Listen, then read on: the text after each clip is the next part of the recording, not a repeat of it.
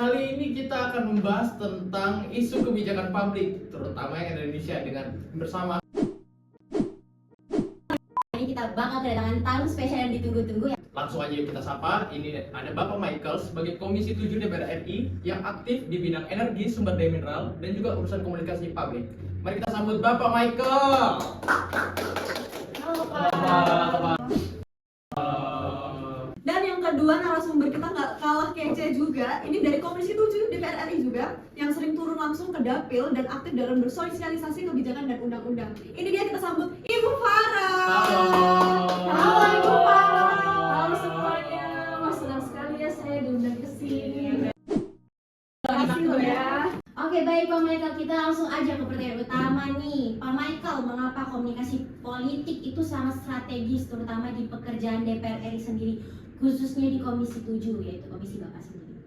Nah, kenapa tadi Mbak Caca nanya, komunikasi strategis itu sangat penting dalam sebuah lembaga legislatif, khususnya di Komisi 7, karena itu menyangkut hajat hidup masyarakat, yang dimana kan DPR RI khususnya dalam bidang sumber daya mineral itu ada beberapa program yang harus kita lakukan menyeluruh kepada masyarakat, sehingga tidak ada sebuah jenis komunikasi antara lembaga legislatif dan masyarakat, sehingga nanti kedepannya semua program-program kerja apa yang menjadi tanggung jawab kita itu dapat terlaksanakan dengan baik, dapat dirasakan oleh masyarakat, sehingga apapun yang kita kerjakan itu semua demi masyarakat. Kenapa peran dari komunikasi strategis dalam politik ini khususnya di lembaga legislatif itu sangat penting. Oke baik Pak Michael. Oke, berarti sebagai anggota DPR, khususnya di Komisi 7 ini, komunikasi itu bukan pelengkap saja ya berarti ya.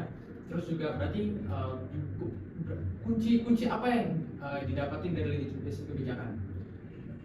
Jadi kuncinya tuh kita harus transparan. Contohnya kemarin tuh dalam penyusunan Undang-Undang Minerba, itu tuh kami sangat terbuka, tidak bisa tertutup karena kami juga harus komunikasi dengan masyarakat, terus juga ada akademisi dan komunitas lingkungan. Nah, semua itu tuh terjadi karena semua itu tuh terjadi lewat ruang formal ya, seperti RDPU.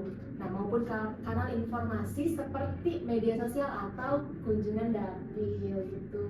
Kenapa saya bisa bilang begitu? Karena ya kebetulan saya juga kan ada di lingkungan Komisi 7 ya. Kan di Komisi 7 ini, khususnya di DPR RI, ini menggunakan cara apa sih untuk membangun komunikasi yang efektif? Baik, bagaimana kita sebagai lembaga legislatif membangun sebuah komunikasi efektif dari khususnya DPR Komisi 7 kepada masyarakat. Yang pertama, yang paling banget sering kita lakukan itu adalah kita langsung turun ke daerah masyarakat, yang dimana nanti kita melakukan penyuluhan, kita melakukan di situ ada namanya kayak ruang diskusi formal seperti RDPU, yang dimana tuh ruang rapat. Jadi itu isinya ada dari perwakilan dari lembaga legislatif dengan masyarakat. Jadi di situ masyarakat bisa menyampaikan segala keluh kesah, segala apa yang terjadi di lapangan, sehingga kita sebagai khususnya DPR RI Komisi 7 jadi bisa mengetahui apa aja yang dibutuhkan masyarakat, sehingga kita bisa memenuhi segala kebutuhan masyarakat. Kami juga menyediakan ruang pengaduan baik secara fisik itu di rumah maupun di media sosial. Soalnya kami sadar masyarakat itu tuh butuh yang kanal yang cepat dan yang akan butuh menyampaikan keluh kesahnya. Terus anggota DPR juga sekarang aktif bikin konten di media sosial gitu ya, kayak Q&A, terus dan live streaming bahas kebijakan gitu. Keren banget ya. Terus itu konten-konten yang dibuat tuh bukan konten-konten yang tidak ada nilainya ya, tapi konten yang edukatif gitu. Oke.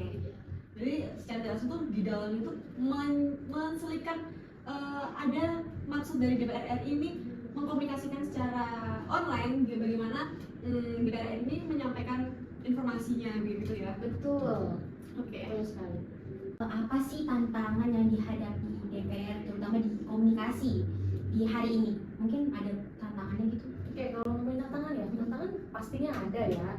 Nah, itu tantangan utamanya di DPR ini persepsi publik itu paling kayak mempengaruhi itu ya persepsi publik itu sendiri, yang mana DPR ini tuh masih sering dinilai tidak transparan atau dinilai tidak responsif, terus juga kadang DPR ini tuh dinilai tidak kerja malah ya gitu. Padahal kami di sini tuh bekerja keras loh Mbak, Mas gitu ya, tapi kami dinilainya tidak bekerja sama masyarakat gitu. Tapi mungkin itu tuh tidak terkomunikasikan dengan baik. Belum lagi kami dari DPR RI ini tuh ini apa namanya, ada tekanan juga dari partai politik atau kompleksitas antar fraksi yang bikin koordinasi ini tuh jadi lama atau nggak jalan gitu. Mungkin emang karena kitanya tidak menunjukkan diri kita kerja, jadi dinilainya tidak kerja kali gitu ya. Tapi maka dari itu mungkin kita ya harus transparan ke masyarakat juga. Kalau dari saya sendiri, saya melanjutkan dari punyanya Farah ya. Jadi tantangannya sini selainnya ada persepsi publik sama adanya tekanan dari partai politik, ini kita juga menghadapi bagaimana tuh masyarakat kurang menerima informasi. Jadi mereka tuh hanya menerima informasi apa yang kita bagikan lewat platform media sosial, baik itu dalam pemberitaan itu secara mentah-mentah, yang dimana mereka tuh nggak baca secara keseluruhan. Justru mereka tuh kayak membaca cuma setengah-setengah. Jadi di sini yang menjadi tantangan terbesarnya selain dari persepsi publik sama tekanan dari partai politik, itu juga dari peranan masyarakatnya sendiri, di mana masyarakat tuh masih belum terlalu bijak lah bagaimana membaca ataupun literasi dengan baik, begitu mungkin. Oke, jadi banyak tantangan dari eksternal ya, dari luar gitu ya? Ya betul sekali. Oke, lalu untuk sebagai anggota DPR RI, terutama di Komisi 7 sendiri, bagaimana peluang ke depannya menurut Bapak dan Ibu sendiri, dan apa yang bisa jadi kekuatan komunikasi DPR RI? Mungkin kalau dari segi peluang dan yang menjadi kekuatan dalam sebuah komunikasi publik itu, khususnya di DPR RI dan Komisi 7, yaitu adalah bagaimana kita bisa mengajak masyarakat untuk terlibat di dalam segala program-program kita. Jadi kami akan mengadakan penyuluhan.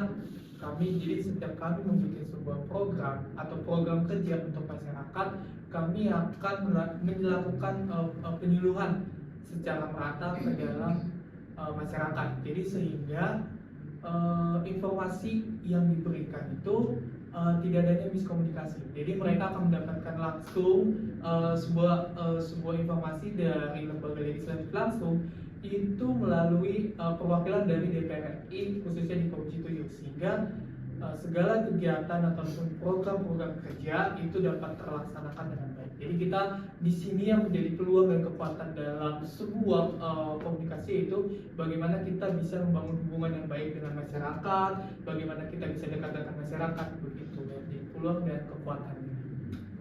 Kalau menurut Ibu Farah sendiri gimana pendapatnya? Yang kami harapkan itu ya, semoga itu masyarakat itu juga aktif dalam akses informasi, baik dari media ataupun secara langsung tuh mereka bisa lebih bijak lagi. Terus juga yang harapan kami itu juga semoga masyarakat bisa lebih meningkatkan literasinya. Kami tidak melarang masyarakat untuk kritis, tidak, tapi kritis itu boleh, tapi harus partisipasi juga ya. Jadi demokrasi itu juga jalannya dua arah. Kalau nggak dua arah kan kita nabrak, kita kalau jalannya buntu kan ya bingung juga kan ya. Jadi kita harus ada komunikasi yang dua arah. Itu jadi kalau komunikasi ini terbangun dengan baik, pasti kan semuanya juga bakal lancar gitu ya. Jadi kami juga sebagai wakil rakyat bisa bekerja dengan lebih tepat sasaran juga. Baik, terima kasih ya Pak Michael dan Ibu Farah. Obrolan kita hari ini tuh bikin kita tuh makin sadar bahwa komunikasi politik itu bukan soal pencitraan, tapi soal tanggung jawab publik gitu ya. Iya betul Mbak. Oke, dan tentu aja kita sebagai masyarakat juga harus punya peran penting begitu ya Pak Michael dan Ibu Farah dalam menciptakan ekosistem komunikasi yang sehat dan bukan cuma jadi penonton aja, tapi jadi mitra demokrasi. Oke, itu aja dari kita. Terima kasih Ibu Farah, terima Terima kasih Pak kasih banyak ya Michael. waktunya. Oke, sampai jumpa di episode Ngobrol Demokrasi berikutnya. Terus pantau kerja wakil rakyat kita dan jangan lelah bersuara. Sampai jumpa. Dadah.